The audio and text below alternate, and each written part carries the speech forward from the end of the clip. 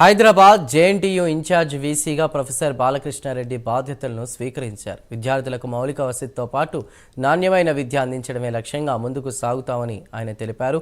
University పరిధిలోని affiliated కాలేజీలతో పాటు autonomous కాలేజీలకు సంబంధించి పూర్తిస్థాయి నివేదికను వారం రోజుల్లో తనకు అందించాలని ఆదేశించినట్లు వెల్లడించారు.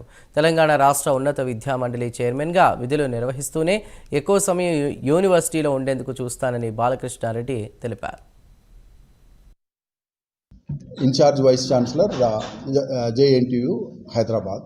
సో ఆ సందర్భంగా నేను ఇంతకుముందు the heads of JNTU colleges affiliated autonomous colleges వాళ్ళ హెడ్స్ని పిలవడం జరిగింది. ఈరోజు గత లాస్ట్ 2.5 hours వాళ్ళతో చిన్న రివ్యూ, వాళ్ళని ఇంట్రడ్యూస్ చేసుకోవడము, తర్వాత వాళ్ళ యొక్క activities each department what kind of activities వాళ్ళకు ఉన్నాయి, ఎలా ముందుకు పోతున్నారు అనే ముందు వాళ్ళ నుంచి నేను తెలుసుకోవడం జరిగింది.